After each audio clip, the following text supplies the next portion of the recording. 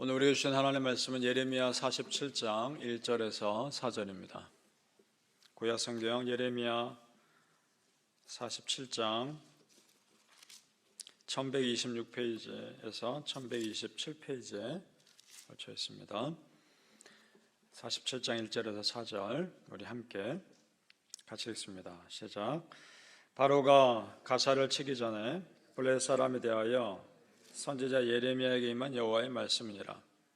여호와께서 이와 같이 말씀하시되, 보라, 물이 북쪽에서 일어나 물결치는 시내를 이루어 그 땅과 그 중에 있는 모든 것과 그 성읍과 거기에 사는 자들을 휩쓸리니 사람들이 부르짖으며 그 땅 모든 주문이 울부짖으리라.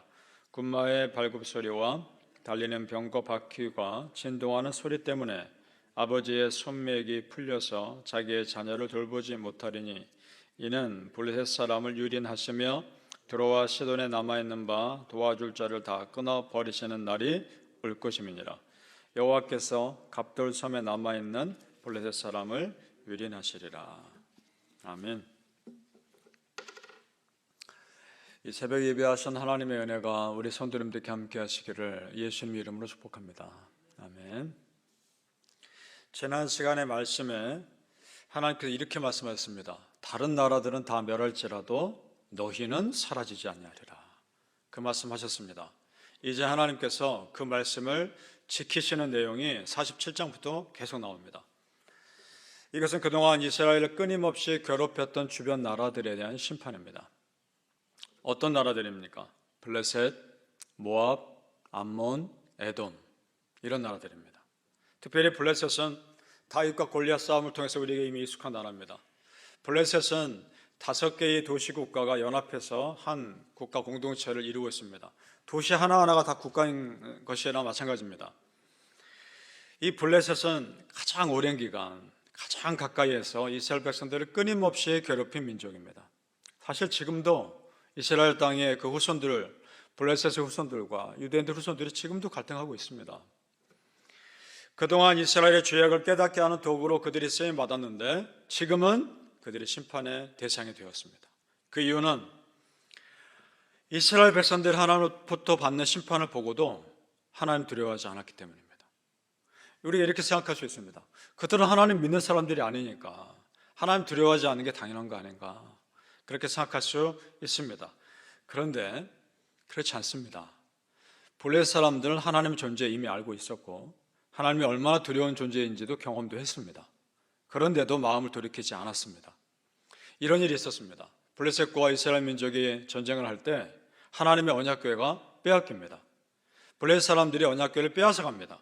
그래서 어디다 두느냐? 그들의 섬기는 우상 다곤, 그 신전에 언약궤를 둡니다. 보통 그 당시 전쟁을 하면 그 침략한 나라, 빼앗은 전리품 중에 가장 좋은 것을 신전에 둡니다. 이것이 무슨 의미냐? 우리의 신이 너희 신보다 강하다, 이걸 드러내는 겁니다.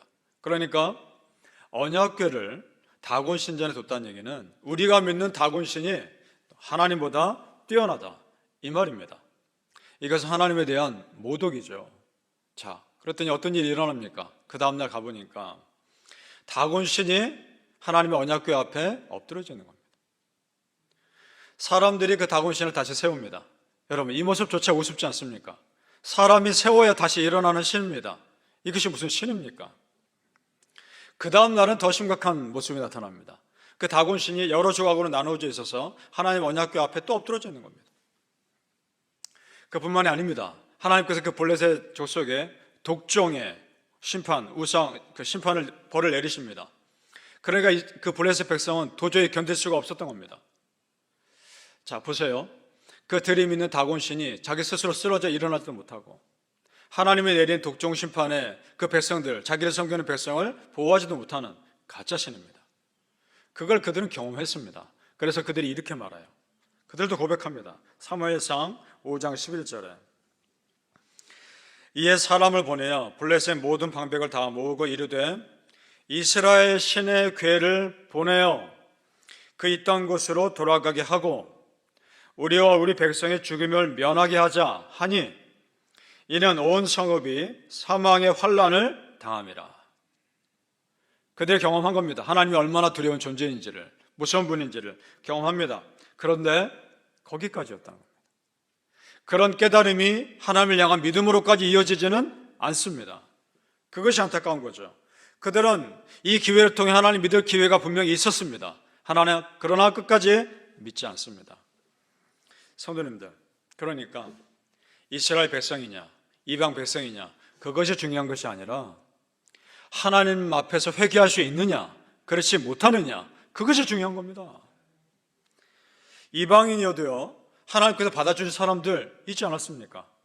여리고 성의 여인 라합, 그리고 시어머니를 따라서 온 모압 여인 룻, 이스라엘 백성들이 가나안 땅에 들어갈 때 여호수아 장군 앞에서 항복했던 기브온 족속 그 전체 다 받아주셨습니다.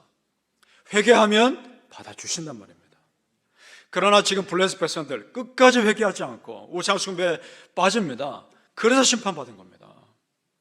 우리 2절 같이 보시죠. 다시 한번 읽어봅니다. 하나님께서 그들을 어떻게 심판하실지에 대한 내용입니다. 시작. 여호와께서 이와 같이 말씀하시되 보라, 물이 북쪽에서 일어나 물결치는 시내를 이루어 그 땅과 그 중에 있는 모든 것과 그 성읍과 거기에 사는 자들을 휩쓸리니 사람들이 부르짖으며 그 땅 모든 주문이 울부짖으리라. 아멘. 마치 블레셋 백성을 심판하는 것을 유브라데 강이, 그 큰 강이 범람해서 다 쓸어버리는 것처럼, 강이 범람해서 다 쓸어버리는 주변에 흔적도 없지 않습니까? 블레셋이 그렇게 될 것이다 선포하십니다. 성도님들, 영적인 중간지대는 없습니다. 세상이냐 하나님이냐 선택해야 되는데 무슨 일이 있어도 하나님 선택하시기 바랍니다. 어떤 상황에서도 은혜의 길을 선택하시길 바랍니다. 생각해 보세요. 블레셋 백성들이 사사건건 이스라엘 백성들을 얼마나 괴롭혔습니까? 역사 속에서. 그거 하나님이 다 보지 않았겠습니까? 다 알고 계셨고 다 보고 계셨습니다. 다 알아보고 계셨던 겁니다. 미스바에서 이런 일이 있었습니다. 사무엘 선지자가 이스라엘 영적 지도자가 된 뒤에 미스바에 온 백성 다 모으지 않습니까? 모아서 기도를 하며 금식 기도를 선포합니다. 그때 그 틈을 노리지 않고 블레셋이 쳐들어옵니다. 이스라엘 백성들이 지금 무방비 상태란 말입니다. 그때 하나님 어떻게 도와주십니까? 우박을 열어서 블레셋 백성 치게 도와주시죠. 자, 그때도 완전히 멸하게 하진 않으십니다. 블레셋 족속을 그대로 남겨두십니다. 그 말은 그때도 그렇게 비겁하게 공격했음에도 하나님은 그들에게 여전히 기다려 주시는 것이고 여전히 참고 인내해 주시는 겁니다. 지금 하나님께서 갑자기 블레셋 백성을 심판하는 것이 아니란 말입니다. 참고 또 참다가 드디어 심판의 칼을 드신 거란 말입니다. 성도님들, 우리가 아직 은혜 아래에 있을 때 그 은혜의 기회 놓치지 마시기 바랍니다. 은혜 아래에 있을 때 더 하나님 찾으시기를 축복합니다. 하나님께서 오래 참으십니다. 그런데 하나님이 두려운 이유는 한 번 심판하기로 결단하시면 그 심판 누구도 막을 수 없다는 겁니다. 오래 참으시지만 심판하기로 결정하시면 못 막습니다. 하나님께서 블레셋 심판을 결정하시자 그들을 도와줄 수 있는 모든 도움의 손길들을 다 끊어버리십니다. 블레셋만 딱 남겨두시고 그리고 심판하신 겁니다. 블레셋과 가장 가까운 도시국가가 역시 페니키아라는 도시국가입니다. 그 페니키아의 도시국가에서 유명한 도시가 두로와 시돈입니다. 성경에서 많이 읽으셨죠? 두로와 시돈. 그 시돈 왕의 딸이 이스라엘의 왕비가 된 사람이 있습니다. 누굽니까? 그 악한 이세벨입니다. 엘리야 선지자를 죽이려고 했던 이세벨. 바알 숭배자 아닙니까? 이 두로와 시돈이 바알 숭배의 중심지입니다.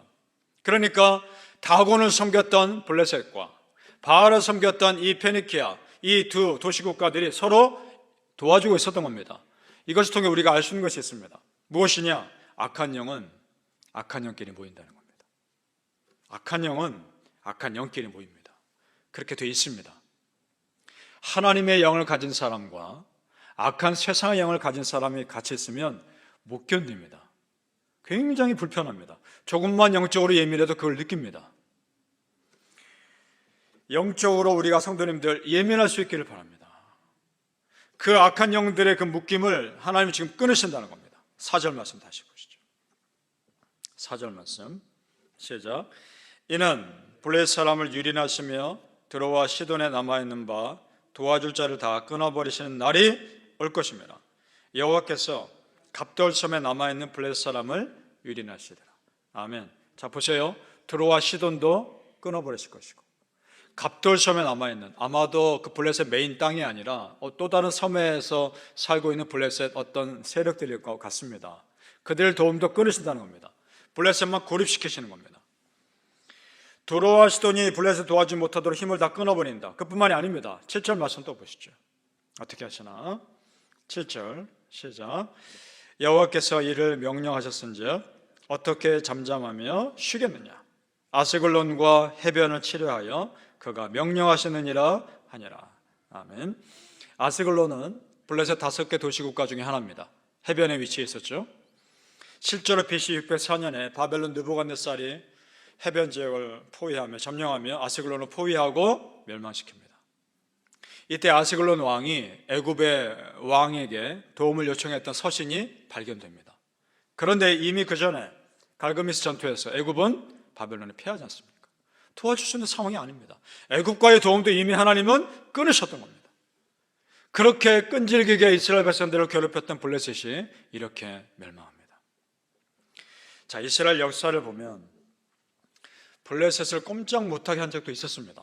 다윗 왕 때 블레셋을 거의 완전히 정복한 적도 있었습니다. 그러나 그 명맥은 계속 유지됐습니다.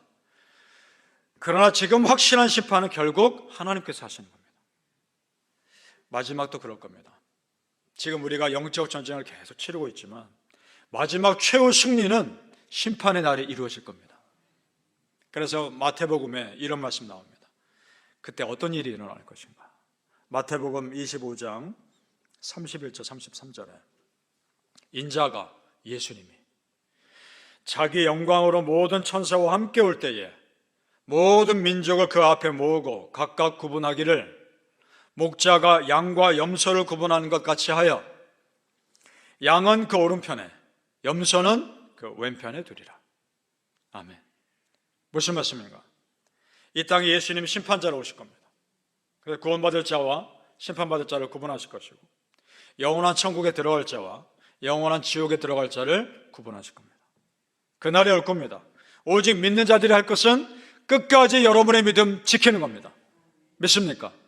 사랑하는 성도님들, 마지막 날 최후 승리를 믿으시며 지금 여러분의 믿음 끝까지 잘 감당하시기를 예수님의 이름으로 축복합니다.